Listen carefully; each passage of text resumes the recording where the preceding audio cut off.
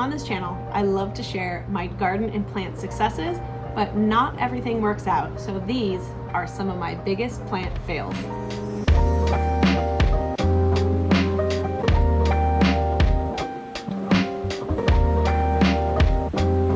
I started this channel because I love plants and I love gardening, but I do always have to point out that I am not a plant expert. I'm just a plant fan. So I love sharing my successes. I love giving you tours of my garden and showing what's working and what isn't. I love sharing plant arrangements with you, to show you my propagation successes, to show you how you can also create an amazing collection of plants for little to zero money. But not everything works out. So in the spirit of transparency, I wanted to share some of my plant fails, which hopefully will help you avoid some of those plant fails yourself. One of my most frustrating fails has been with my Ficus lyrata propagation. That is my fiddle leaf fig. Some people seem to have a knack for cutting their fiddle leaf fig branches and popping them into water and growing a whole new tree. Now, I have tried a couple of times and I've made a video about this, and it's not to say that they've all been failures, but the majority have been. Now looking back at it, I think there's a few reasons for my failures. The first time I tried to propagate my fiddle leaf fig, I cut the very top of my tree off. I had a beautiful, big, healthy top of a tree, and I was convinced I was gonna get a whole new fiddle leaf fig out of this. I kept the branch really long. I kept the majority of leaves on it, and I stuck it in a jar of water. Now, in the meantime, I went away on vacation. And while I was away, we had a heat wave, and that poor tree was right in the firing line for some really hot, direct sunlight. And it was a really long branch. So I think there's two reasons that it failed. One was the hot direct heat. When you're doing a propagation, you want to keep your plants in a pretty mild climate. You want to keep it in bright but indirect light. And also, interestingly, with propagating trees and tree branches like the fiddle leaf fig, you're actually better off cutting most of the leaves off, because you want your plant to focus on growing leaves rather than sustaining these big green leaves. So if the plant is putting all of its energy into maintaining big green leaves, it's not going to grow roots. So that was also what happened. I feel like in hindsight as well, I could have cut it into much smaller pieces and had more trees to attempt to grow, and I feel like that probably would have been much wiser, because then some could have failed and I wouldn't feel so bad, and maybe I would have had some successes with others. So I have seen some people propagate their fiddle leaf fig branches with pieces that are like 2 to 3 inches in length, and that's it. Now, I also more recently had another failure with a fiddle leaf fig cutting, and this was just me being not very smart. I had some nice little root nubbins that were about to emerge out, and the water completely evaporated. And so those little root nubbins, they also evaporated. Now I still have the little piece.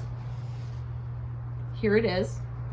And I keep it because I still see those little root nubbins. They're kind of coming back. And now, because I'm paranoid, I'm keeping it in a very deep water. But the top looks like a lost cause. But down here, I'm just gonna keep my fingers crossed in the hopes that this will still grow.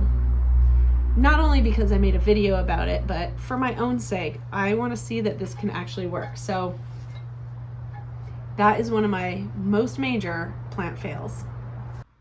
Now, I will also caveat that with, it wasn't a complete failure, because when I did cut the top of my tree, it did create a load of branching. So overall, for the original tree's health, it was better, but the propagation never happened. Now this is my Ripsalis ramulosa, also known as mistletoe cactus. It is in the same family as Christmas cactus, and I bought this at a greenhouse sale at the university that I work at, and I was so excited about growing this plant, and I kind of forgot about it for a little while. When I bought it, it was like fully green. You can see it's nice and lovely, beautiful pink color, which is normal. And then I repotted it. And it looked really dry. And I really gave it a good soaking, thinking I was doing it good. Now, when I went to check on it after soaking it, I've cut it off since then, but it had one big branch was completely rotten, completely soaked through. And I cut it off as quick as I could. And I'm worried that this is a continuation of it. It was coming out of there. You can actually see where it was. Because the danger is if you have a plant like this that is starting to rot, the rot can come up and affect other parts of the plant. I mean, these look pretty healthy and I'm keeping it really dry for now. I was able to save a few little snips of it and I am trying to repropagate them. Some shriveled up and died, but that was a big frustrating fail and I'm hoping that this plant will bounce back. I brought it indoors under these grow lights on my shelf in the hopes that being more sheltered here, it'll be a little bit happier. And here are the little propagations. And they actually look okay.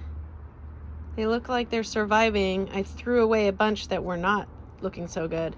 So it was a plant fail, as in I just wasn't checking the water situation very well. Oh God, is that rot? I hope not. But yes, that was one of my fails and hopefully this plant will bounce back. Another one of my fails was propagating ZZ plant. I posted a branch that I found at Costco. I chopped up the little leaves. I stuck them in water to propagate. They started rooting. They started creating little rhizomes and they just sit like this. This is full of rhizomes. I have not been able to get a single branch to grow from these ZZs. Now that's looking really dumb. I've planted them in soil. I've kept them in water. They create rhizomes. I have not been able to get them to branch. So I don't know if this is like a phantom leaf situation and I've been lied to and you can't actually propagate ZZ plants from leaves only and I needed a branch. But I'm gonna categorize that as a fail, as these, it's hard to tell, right? But these ZZ plant rhizomes, they're in there, they're rooted. There's the leaves. There's one down there, right? I've had these rhizomes for over a year and nothing has happened with them. So ZZ plant leaf propagation, for me, fail. Another fail for me has been powdery mildew on my succulents. A couple years ago, we had a lot of rain and I live in California. I keep most of my succulents outdoors. The rain then turned to lots of foggy weather and I got powdery mildew on a lot of my plants and I had never seen it on succulents and I didn't think too much about it, but it has been affecting my plants really ever since then. It's going on 2 years. I have this little quarantine area of my most affected plants and probably a smart person would just throw these away, but I refuse to. I'm really determined to get these healthy again. These leaves are stiff. I don't want to pull these off because the leaves break and then I feel like it's a recipe for the plants to get more diseased. I don't know if it's all powdery mildew, but it's definitely some kind of fungal disease on the leaves. Some have recovered for me. I spray them down with copper fungicide a couple times a week. This one actually looks like it is on the up and up. This one as well. You can actually see the green tinge all over the stem from where I spray it with copper fungicide. But that has been a real problem for some of my plants. I have this giant pot of succulents and you can see the kind of rusty red dots, a lot of the dropped leaves. This whole big pot of plants was really affected and it comes from high levels of moisture, not enough airflow, and unfortunately it's just one of those things. So that has been one of my plant fails. One of my plant fails that luckily has a bit of a happy ending is my repotting of my Monstera deliciosa. I repotted it for a video. Now this is a Monstera that I got from Trader Joe's, and it happened to have some kind of variegation on it, which is why I was like very excited to purchase this. I repotted it and it immediately turned completely yellow and lost a ton of leaves, and I thought I'd made a huge mistake. Now, as it turns out, I had just kind of put the plant into shock. It really needed the repot. It's now thriving. The leaves are glossy and happy. It really likes this sunny spot that I have here in my like kitchen dining room. Interestingly, this variegation, I think it is some sort of disease that is on the plant, because you can see these are some of the leaves that were there when I repotted it. There's still a little tinge of yellow. You can see where the variegation is. It's a little bit curled up. It's just not as healthy a leaf as the part of the plant that's not variegated. So if you take a look, there's actually 3 plants in here. This one is just the standard non-variegated. It is pretty happy and healthy here. Here's a newer leaf. It's starting to get its lovely fenestrations. And then this plant, this is the one that has the variegated leaves. And so here's one of the older leaves. Here's one of the oldest leaves. You can see it's got some variegation and it gets real crispy and yellow. And here's the next leaf that came out, which the variegated part is a little bit cruddy. The next leaf that came out was like this. Not good. That's just how it came out. So I thought, well, that's the end of the variegation. But then it popped out a new leaf, which is here. And this leaf actually isn't too bad. Again, not as healthy as this part of the plant, but it does still have some variegation. Got a little bit of a tear in it and a little bit of a crispiness to it. But overall, I think generally this plant isn't too bad, and we'll just see how this variegation plays out. It seems like it's starting to grow out of it, which is kind of, I've heard that's kind of normal for plants to do that. So we'll see. And this one's kind of happy because it's now in this bright sunny window. It likes facing that way. I need to give it like a moss pole or some way for it to start popping up. And then of course the downside is it likes to face out. So when you're in the house, you don't see the pretty leaves. They're all facing the window. But I also have another Monstera deliciosa that it's not a complete fail. I'll just show you. So this is the other Monstera, and it's really yellow. It's got fenestrations galore because it's got a lot of bright light. And I think the problem is it gets too much light. So it's sitting in the shade, so you'd think it's a little bit protected, but right opposite is my house.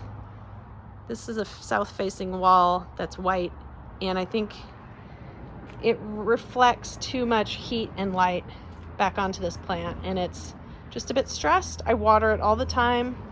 I don't think it's a watering issue. I think it's just a little bit stressed. It wants to be in a little bit more shady, protected spot.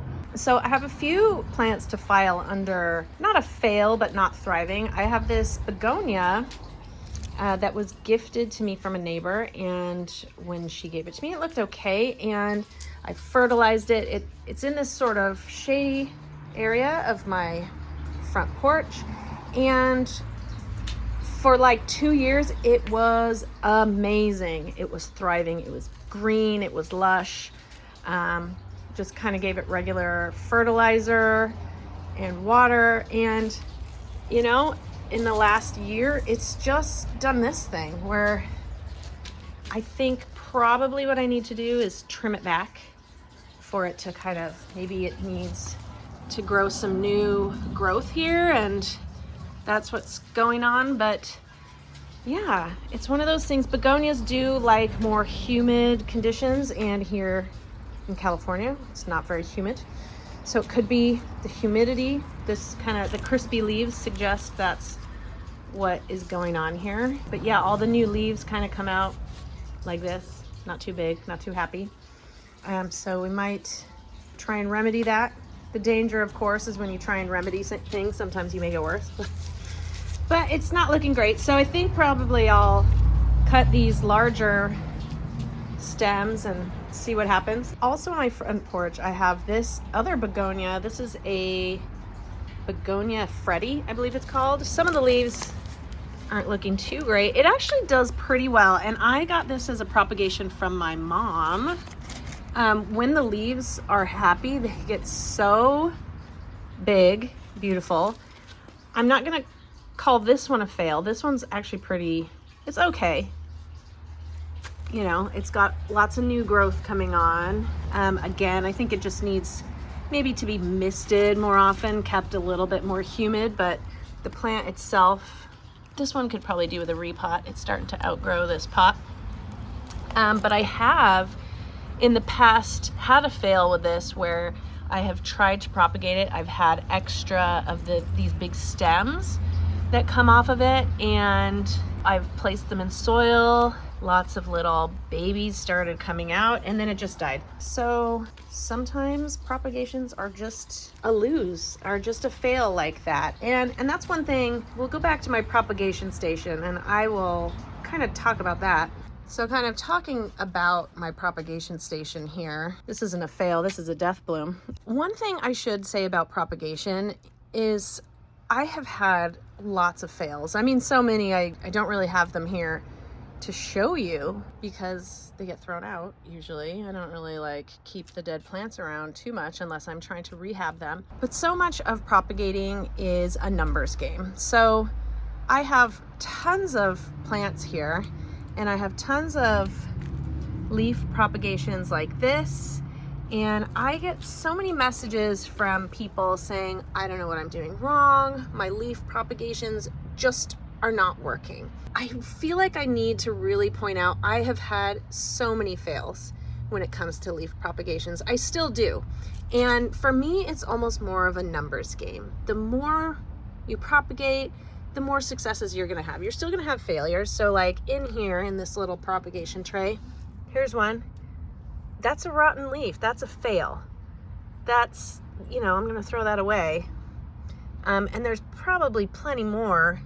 Here we go, here's another one that are on the way like that. So, you know, if you try it with one leaf and it fails, it's not you. Sometimes they just don't propagate. Sometimes they fail. Here's another one, right? But the more you try, if you just constantly try and put more leaves in, eventually you will be successful. Eventually you will get those leaves that propagate and then turn into full plants. You know, all of these started out as leaf propagations, and sometimes even when they propagate like this, they can still fail. You know, they're living things, and sometimes there's just some underlying thing in there and you don't know what it is and it fails. So don't beat yourself up too much. My biggest advice to people who are trying to propagate is just keep trying. Don't give up when you have a failure, because eventually you will be successful. Eventually you will get more plants. You just got to keep trying. And you can also do your best to rescue a plant when it's not doing well. So back up here at the propagation station, here's a perfect example. This is a Dudleya. It's a native California succulent. I purchased this. These are plants that you can only purchase. It is considered poaching if you take them from the wild. So I purchased this. I feel like that's important to point out on this channel. And I planted it outside in a hillside. I did everything that was instructed. It was in full sun. It was on a slope. It was kind of sandy soil, and it had failure to thrive. It was really on the way out, and I pulled it out of the ground and I put it in this pot and I put it over here to recover, and it has pretty much made a full recovery. So sometimes that's what happens. You have to just keep an eye on your plants and keep trying. Sometimes they do great, sometimes they fail, but it really is a numbers game. Just don't give up. And also, I feel like I need to point out, sometimes you get a plant and you purchase it and it's not your fault. There's something wrong with that plant from when you got it. Especially, a lot of plants come from these perfect greenhouse situations where it is someone's job to look after that plant. And when you bring it to your house, the light conditions are different, the heat, the air, the water, the fertilizer, and plants, for whatever reason, sometimes they just go into shock and they're not too happy. So don't beat yourself up when you do have a fail. It's not your fault, and you just have to put your hands up and say, oh well. And that is it. Hopefully this has given you some tips on how to avoid certain plant failures and how to have happy, healthy, thriving plants in the future. If you have any questions, please feel free to pop them in the comments below. Don't forget, you can also find me on Instagram and TikTok, and of course, subscribe.